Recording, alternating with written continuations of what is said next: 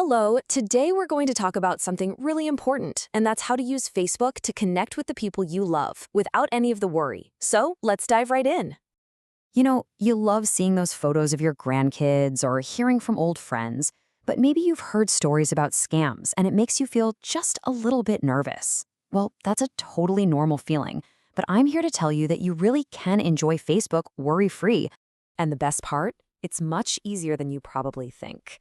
You don't have to be some kind of tech wizard. All it really takes are a few simple habits to use Facebook confidently and, more importantly, safely. Let's walk through them together. First things first, let's just remember what Facebook is all about. At its heart, it's just a tool to help us stay in touch with the people we care about. And the platform itself has some great safety features built right in to help you do just that. Now, it's really important to understand where the real risks are. It's almost never some complicated computer hacking like you see in the movies. Nope. Most of the risks are just, well, they're social tricks.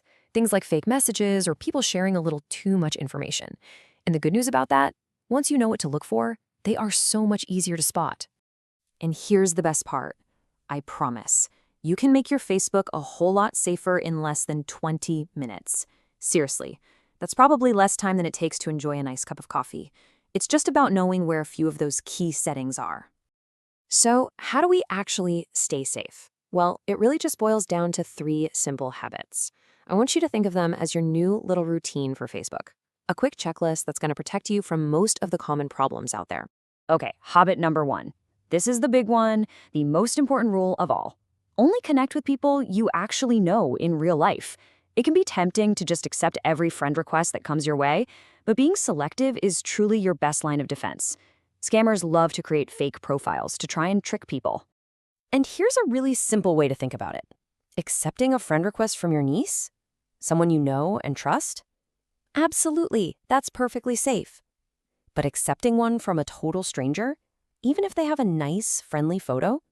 Well, that's where the risk is. It's really that simple. All right, our second habit is to be a little bit cautious with messages. The single most important thing you can do here is just pause. Take a breath before you reply to any message that seems out of the blue.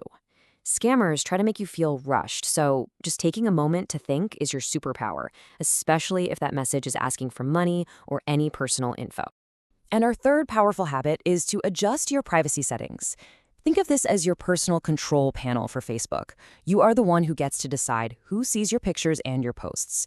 For almost everyone, setting this to friends only is the safest and best choice.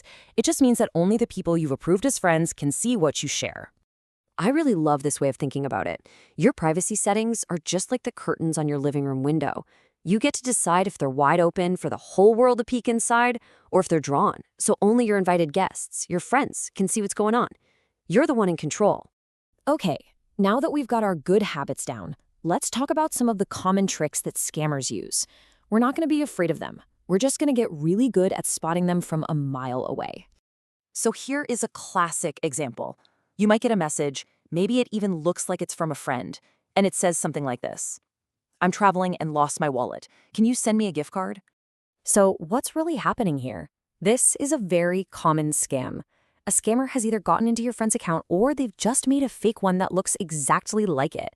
They're just pretending to be someone you trust so they can trick you into sending them money. So what are the red flags we should watch for? Well, first, any message that creates a sense of urgency, making you feel like you have to act right now. Second, asking for money, especially gift cards, because those are almost impossible to trace. Third, a message promising you some big prize if you just pay a small fee first. And finally, and this is a big one, any message claiming there's a problem with your account and asking for your password. Just remember, Facebook will never ask for your password in a message. So you get a message like this. It feels a little weird, it feels urgent, it's asking for something strange. What do you do? The answer couldn't be simpler or safer. Just ignore it. Don't reply, don't click anything, just ignore the message.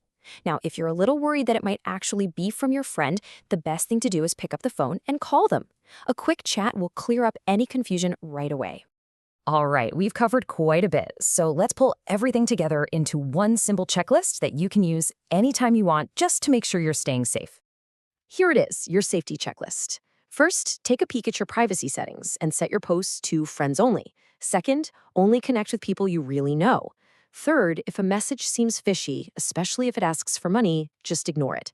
And fourth, and this one is so important, remember that it is always, always okay to ask a trusted family member or a good friend for help. If something feels confusing or just a little off, ask them for a second opinion. There is absolutely no shame in double checking. Because here's the bottom line. Facebook is a wonderful tool. It lets us see our grandkids grow up, we can reconnect with old friends, we can be part of a community, and it doesn't matter where we are in the world. And it's a tool that you should be able to use with complete confidence. By just following these few simple habits, you can enjoy all the wonderful parts of staying connected and just leave all that worry behind. So, I guess the only question left is, are you ready to connect with confidence? We put this explainer together based on a fantastic guide from seniortechhelp.org. If you'd like to read more, you can find their full article right on their website. Thanks so much for watching.